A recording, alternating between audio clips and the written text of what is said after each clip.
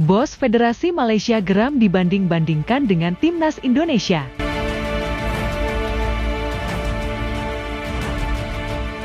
Superbowl.id, Asosiasi Sepak Bola Malaysia, FAM, meminta publik sepak bolanya tak terpengaruh berlebihan dengan prestasi Timnas Indonesia. Federasi tim tetangga serumpun itu menegaskan, ekspektasi terhadap Timnas Malaysia dan peringkat dunianya harus realistis. Ranking FIFA Harimau Malaya kini turun ke peringkat 138 setelah sebelumnya mencapai peringkat 130 pada bulan November 2023. Indonesia, berdasarkan ranking terbaru 4 April 2024, berada di peringkat 134, menyalip Malaysia untuk pertama kalinya dalam 6 tahun. Asosiasi Sepak Bola Malaysia, FAM, bertanggung jawab penuh atas kegagalan skuad tim nasional U23 di ajang Piala Asia U23 2024. Timnas U23 Malaysia mengakhiri kampanye di Qatar dengan menempati posisi juru kunci grup D. Harimau Muda bahkan selalu menelan kekalahan dalam 3 pertandingan selama fase grup, tumbang melawan Uzbekistan 0-2, Vietnam 0-2, dan Kuwait 1-2. Menjadi tim negara paling tinggi kenaikan peringkatnya di antara seluruh anggota FIFA, yakni 8 tingkat, dengan jumlah poin juga terbanyak, tambah 30,04. Baca juga, respons Ketua PSSI-nya Malaysia usai diminta mundur buntut kegagalan di Piala Asia U23 2024. Setelah kita kalahkan India dan Kyrgyzstan, kita targetkan bisa mengalahkan Oman dan Yordania, tapi belum realistis kita bisa berada di level itu. Kita sudah melihat perbaikan peringkat, tapi masih perlu penyesuaian, ujar Presiden FAM Hamidin Mod Amin kepada Pers Malaysia, Selasa, 30 April 2024. Namun, dia mengingatkan, kadang-kadang kami menang, dan kadang-kadang kami kalah. Tetapi kami tidak boleh turun dalam peringkat. Bos Federasi Tim Negeri Jiran itu kemudian menyenggol Indonesia. Menurutnya, memang ada masanya Indonesia bagus, tapi ada pula masanya Malaysia lebih bagus.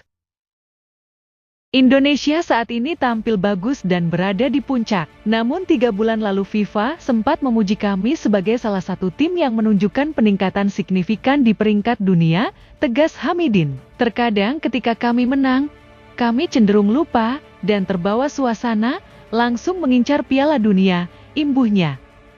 Bos Federasi Tim Negeri Jiran itu kemudian menyenggol Indonesia. Menurutnya, memang ada masanya Indonesia bagus, tapi ada pula masanya Malaysia lebih bagus.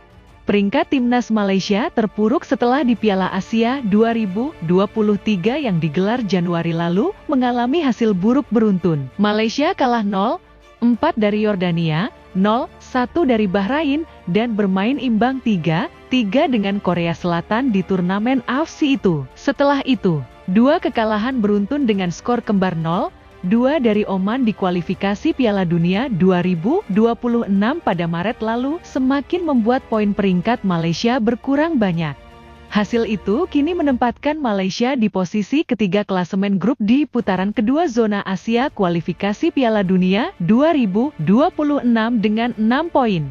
Kyrgyzstan dan Oman di posisi pertama dan kedua, sama-sama memiliki 9 poin. Ancaman gagal ke Piala Dunia kini makin kuat sebab pada tanggal 6 Juni 2024 Malaysia justru akan bertandang ke Kyrgyzstan dan bermain di kandang Kyrgyzstan. Sulit bagi kami untuk dapat memetik poin penuh di sana. Pada tanggal yang sama, Oman meladeni Taiwan, tim terlemah di grup D. Jika skuad asuhan Kim Pan Gon tersebut tak bisa menang, maka musnahlah impian ke Piala Dunia 2026. Sementara Timnas Indonesia memiliki peluang besar untuk melaju ke putaran ketiga. Berada di posisi kedua klasemen grup F dengan 7 poin, skuad Garuda tinggal membutuhkan kemenangan atas Irak di Stadion Utama Gelora Bung Karno, Jakarta, 6 Juni nanti. Bila itu terwujud, maka laga pamungkas tim besutan Shin Tae-yong di grup F menjamu Filipina pada 11 Juni hanya formalitas, meski bisa menentukan posisi juara grup.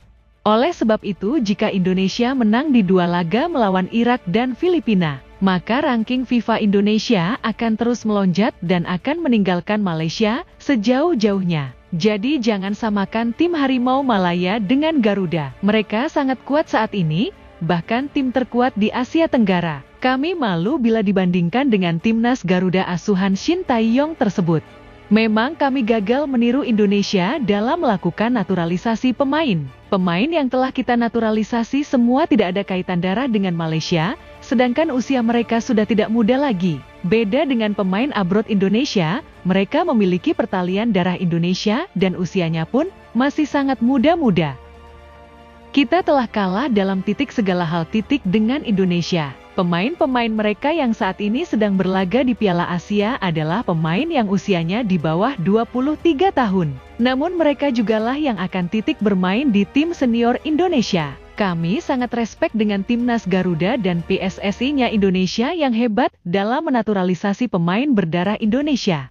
Kami sangat kesulitan sekali dalam mencari pemain-pemain berdarah Malaysia yang berkiprah di luar negeri. Tidak adanya pemain-pemain yang berdarah Malaysia di luar negeri membuat kita terpaksa menaturalisasi pemain asing yang berkiprah di Liga Malaysia. Kita tahu bahwa pemain asing yang berlaga di Liga Super Malaysia usianya tidak muda lagi. Oleh sebab itu, kita sudah kalah dengan Indonesia yang banyak memiliki pemain-pemain yang berkiprah di Belanda.